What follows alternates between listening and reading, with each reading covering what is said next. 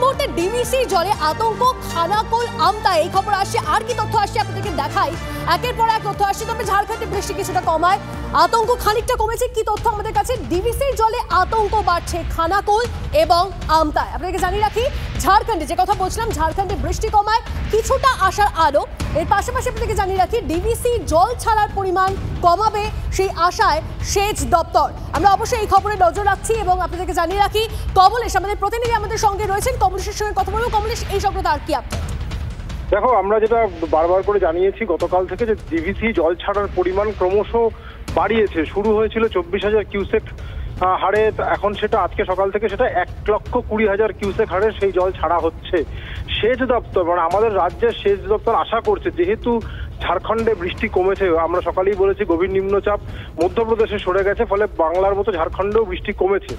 আগে ঝাড়খণ্ডে যে তেনুঘাট ড্যাম, দামোদর নদের উপরে, এই তেনুঘাট ড্যাম থেকে ঝাড়খণ্ড সরকার 1,20,000 কিউসেক হারে জল ছাড়ছিল এবং সেই জল যখন পাঞ্চেত জলাধারে এসে পৌঁছেছিল, এই পাঞ্চেত বাঁধে, পাঞ্চেত এবং মাইথন মিলিয়ে ডিভিসিও বাধ্য হয় তখন জল ছাড়ার পরিমাণ বাড়াতে, যে জলটা এখনো ওই একই হারে বেরোচ্ছে।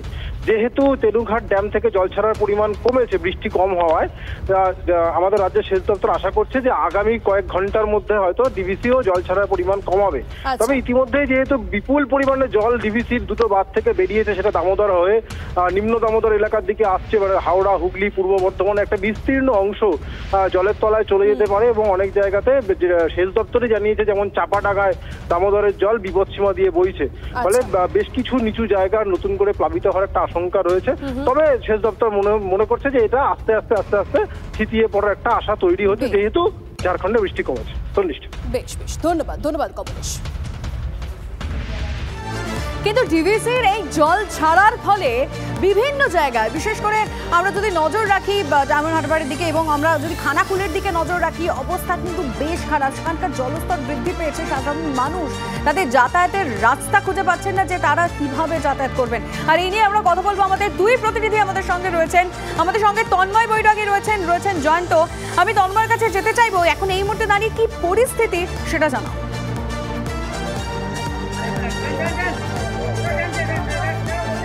দেখো, ইতিমধ্যেই খানাকুলে কিন্তু জলস্তর ক্রমেই লাফিয়ে বাড়ছে। ইতিমধ্যেই মুন্ডেশ্বরীর জলস্তর, যেখানে 1 ঘন্টা আগে দেখা গেছিল অনেকটাই নিচে, সেখানে প্রায় 2 ফুট জল বেড়ে গিয়েছে। এলাকার মানুষজন যেটা দাবি করছে, যদি ডিভিসি যদি জল ছাড়ার পরিমাণ যদি বাড়ায়, তাহলে কিন্তু ফুলে ফেপে উঠবে খানাকুলের গোটা এলাকার প্রায় 2 নম্বর ব্লকের বিস্তীর্ণ এলাকা জলে প্লাবিত হবে। ইতিমধ্যেই খানাকুলের জগৎপুর গ্রাম পঞ্চায়েতের রাধাকৃষ্ণপুর গ্রাম ইতিমধ্যেই জলের তলায় চলে গিয়েছে। তাছাড়াও বেশ কিছু গ্রামে জল ঢুকছে। ইতিমধ্যেই মুন্ডেশ্বরী এবং দামোদর বিপদসীমার উপর দিয়ে বইছে, সেচ দপ্তর সূত্রে খবর। ইতিমধ্যেই খানাকুলে জলের চাপ বেড়েছে। এখানেই আছে আমাদের স্থানীয় একজন আছে, আমরা জেনে নেব কি হবে যদি জলের চাপ বাড়ে। তো মানুষজনের খুবই অসুবিধা হবে। বাজার হাট এই তো হুড়পাড় করে বাজার করে সব নিয়ে যাচ্ছে, মানুষের খুবই অসুবিধার জন্য। তারপরে এরকম করে যদি জল বেড়েই যদি থাকে, মানুষ কি করে কি অসুবিধা হবে। জল কি বাড়ছে? জল তো বেড়েই যাচ্ছে রাত থেকে। কেমন বাড়ছে? কেমন জল তো মোটামুটি এখন উপস্থিত 2 ফুট 2.5 ফুট জল বেড়ে গেল ওই 10টার থেকে। দেখো, প্রায় 1 ঘন্টা থেকে 1.5 ঘন্টার মধ্যে 2 থেকে 2.5 ফুট জল বেড়েছে। তাহলে বলাই যায় যে খানাকুলে জল ইতিমধ্যেই বাড়ছে এবং স্থানীয় মানুষজন যেটা করছে যে তাদের যে বাজার, সেই বাজারও তারা করে নিচ্ছে এবং যেহেতু ব্রিজ ভেঙে গেছে, এইভাবেই তারা যাতায়াত করছে এক জায়গা থেকে অন্য জায়গা এবং বিপদের ঝুঁকি নিয়ে তারা যাতায়াত করছে। বোঝা যাচ্ছে তন্ময় যে নিত্য মানে রোজের যা জিনিস প্রয়োজন কিনা, নিজের রোজ নাম যায়, কতটা প্রভাব পড়েছে নজর থাকবে।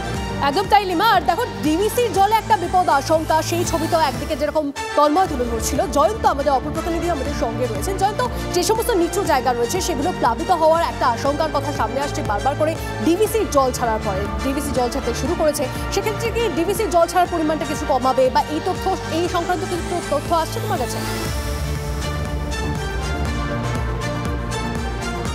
দেখো, তোমাকে আগেই পরিষ্কার করে দিই, দুর্গাপুর ব্যারেজ থেকে জল ছাড়ে রাজ্য সেচ দপ্তর, ডিভিসি জল ছাড়ে পাঞ্চেত এবং মাইথেন জলাধার থেকে।